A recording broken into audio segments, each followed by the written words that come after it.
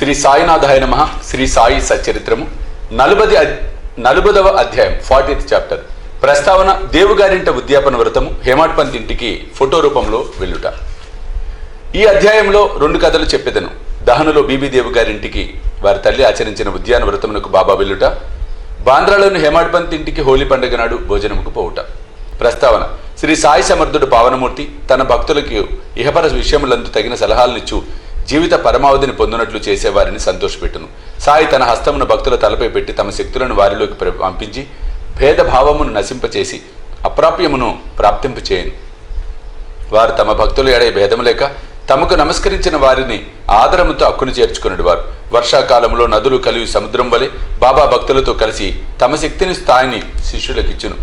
దీనిని బట్టి ఎవరైతే భగవద్భక్తుల లీలలను పాడతారో వారు భగవంతుని లీలలను పాడిన వారి కంటే గాని అంతకంటే ఎక్కువ గాని దేవుని ప్రేమకు పాత్రులగుదురని తెలియవలెను. ఈ అధ్యాయంలోని కథల వైపు మరలదము. దేవుగారింట ఉద్యాపన వ్రతము. దానిలో బీబీ దేవుగారు మామలతుదారుగా ఉండెను. వారి తల్లి 25-30 నోములు నోచెను. వారు ఉద్యాపన చేయవలసి ఉండెను. ఈ కార్యంలో 100 నుంచి 200 మంది బ్రాహ్మణులకు భోజనం పెట్టవలసి ఉండెను. ఈ శుభకార్యమునకు ముహూర్తం నిశ్చయమైంది. దేవుగారు బాబుసాహెబ్ జోగ్ గారికి ఉత్తరం రాసిరి. అందులో బాబా ఈ శుభకార్యమునకు దయచేయవలేనని వారు రాకునొచ్చు అసంతృప్తికరంగా ఉండునని వ్రాశాను. జోగ్ ఆ ఉత్తరం చదివి బాబాకు వినిపించెను. మనపూర్వకమైన విజ్ఞాపనను విని బాబా ఇట్లనెను, నన్నే గుర్తుంచుకుని వారిని నేను మరవను.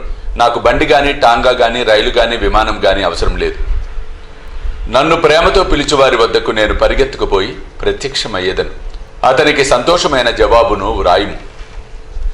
నీవును నేను ఇంకొకరును సంతర్పణకు వచ్చేదని వ్రాయుము. జోగ్ బాబా చెప్పినది దేవుకు రాశాను.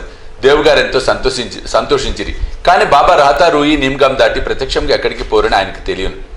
బాబా అసఖ్యమైనది ఏమీ లేదని వారు సర్వాంతర్యామగుడిచే హఠాత్తుగా ఏ రూపమునైనా వచ్చి తమ వాగ్దానము పాలించవచ్చును అనుకున్నాను. ఉద్యాపనకు కొద్ది రోజుల ముందు బెంగాలీ దుస్తులను ధరించిన సన్యాసి ఒకడు గో సంరక్షణకై సేవ చేయుచు దాని స్టేషన్ మాస్టర్ వద్దకు చందాలకు వసూలు చేయని మిషతో వచ్చాను. స్టేషన్ మాస్టరు సన్యాసిని ఊరిలోనికి పోయి మామలతుదారిని కలుసుకొని వారి సహాయంతో చందాలు వసూలు చేయమనను. అంతలో మామలతుదారే అతడికి వచ్చాను. స్టేషన్ మాస్టర్ సన్యాసిని దేవుకు పరిచయం అనర్చరి. ఇద్దరు ప్లాట్ఫామ్ మీద కూర్చుండి మాట్లాడిరి. దేవు ఊరిలో ఏదో మరొక చందా పట్టి రావు సాహెబ్ నరోత్తమ శెట్టి నడుపుచుండుచే ఇంకొకటి ఇప్పుడే తయారు చేయటం బాగుండదని చెప్పి 2 లేదా 4 మాసముల పిమ్మట రమ్మనెను. ఈ మాటలు విని సన్యాసి అచ్చటి నుండి వెళ్ళిపోయాను. 1 నెల పిమ్మట ఆ సన్యాసి ఒక టాంగాలో వచ్చి 10 గంటలకు దేవుగారి ఇంటి ముందర ఆగాను. చందాల కొరకు వచ్చేనేమో అని దేవు అనుకునేను. ఉద్యాపనకు కావలసిన పనులలో దేవుగారి నిమగ్నమై ఉండటం చూసి తాను చందాకు రాలేదని భోజనముకే వచ్చి తినని సన్యాసి చెప్పాను. అందుకు దేవు మంచిది, చాలా మంచిది, మీకు స్వాగతం, ఈ గృహము మీదే అనెను. అప్పుడు సన్యాసి 2 కుర్రవారు కూడా నాతో ఉన్నారు అనెను. దేవు మంచిది, వారితో రండు అనెను. ఇంకా 2 గంటల కాలపరిమితి ఉండడిచే వారి కొరకు ఎచ్చటికి పంపవలెనని అడిగాను. సన్యాసి ఎవరిని పంపన అవసరం లేదని తామే స్వయంగా వచ్చేదమని చెప్పాను. 12 గంటలకు రమ్మని చెప్పాను. సరిగా 12 గంటలకు ముగ్గురు వచ్చి సంతర్పణలో భోజనం చేసిన పిమ్మట వెడలిపోయేది. ఉద్యాపన పూర్తి కాగానే దేవుగారు బాబుసాహెబ్ జోగ్కు ఉత్తరం రాశాను. అందులో బాబా తన మాట తప్పనని వ్రాశాను. జోగ్ ఉత్తరం తీసుకుని బాబా వద్దకు వెళ్ళాను. దాన్ని తెరవక మునిపే బాబా ఇట్లనను, వాగ్దానము చేసి దగా చేసి ననుచున్నాడు. ఇద్దరితో కూడా నేను సంతర్పణకు హాజరైతిని, నన్ను పోల్చుకొనలేకపోయానని వ్రాయము. అట్టివాడు నన్ను పిలవనేలా. సన్యాసి చందాల కొరకు వచ్చెనని అనుకోనెను. అతని సంశయం తొలగించుటకే మరి 2తో వచ్చెను. ముగ్గురు సరిగా భోజనం వేళకు వచ్చి ఆరగించినా లేదా నా మాట నిలబెట్టుకొనుటకు ప్రాణములైనా విడిచేదను. నా మాటలను నేనెప్పుడు పొల్లు చెయ్యను. ఈ జవాబు జోగు హృదయంలో ఆనందము కలుగజేశాను. బాబా సమాధానమంతే దేవుకు రాశాను. దాన్ని దేవు చదవగానే ఆనంద బాష్పములు దొరలేను. అనవసరముగా బాబాను నిందించినందుకు పశ్చాత్తాపపడెను. సన్యాసి మొదట రాకచే తానెట్లు మోసపోయాను.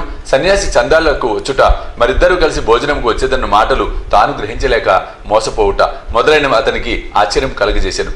భక్తులు పూర్ణముగా సద్గురువుని శరణు వేడినచో వారు తమ భక్తులిండ్లలో శుభకార్యములను సవ్యముగా నెరవేర్చినట్లు చేసెదరు అనున్నది ఈ కథ వల్ల స్పష్టమగుచున్నది. హేమాడ్ పంత్ ఇంటికి ఫోటో రూపంలో వెళ్ళుట.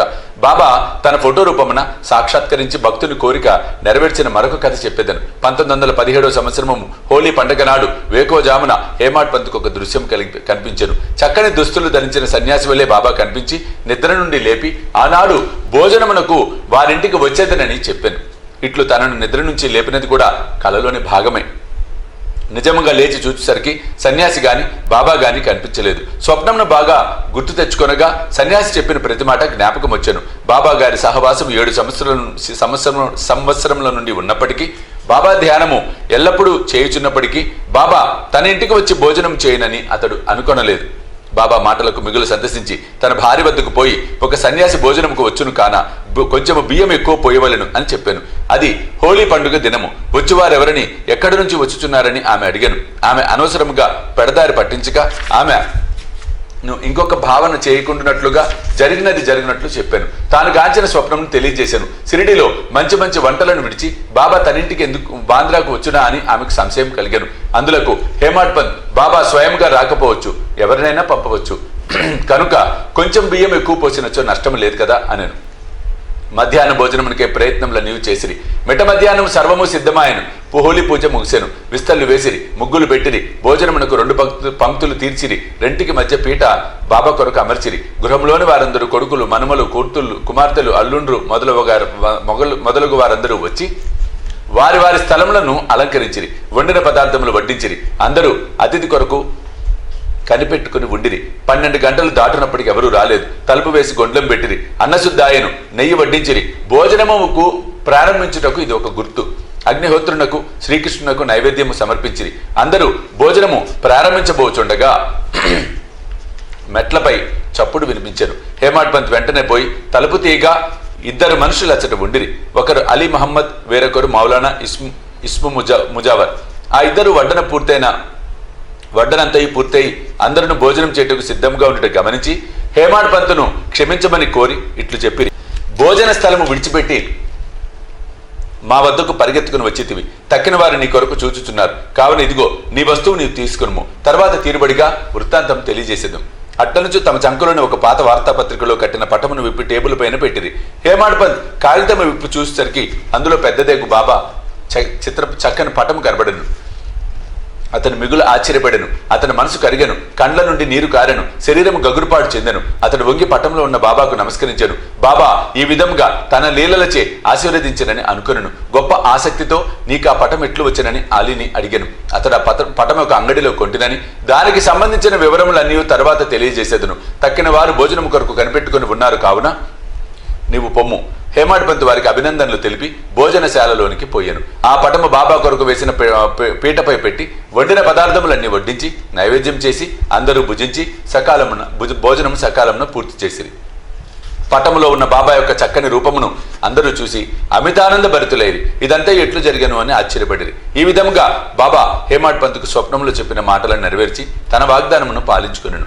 ఆ ఫోటో వివరములు అనగా అది అలీ మహమ్మద్కి ఎట్లు దొరికెను, అతడెందుకు ఇచ్చెను, దాన్ని హేమాడ్ పంత్కి ఎందుకు ఇచ్చెను అన్నవి వచ్చే అధ్యాయంలో చెప్పుకున్నది. 40వ అధ్యాయం సంపూర్ణం. సద్గురు శ్రీ సాయినాథ అర్పణమస్తు. శుభం భవతు.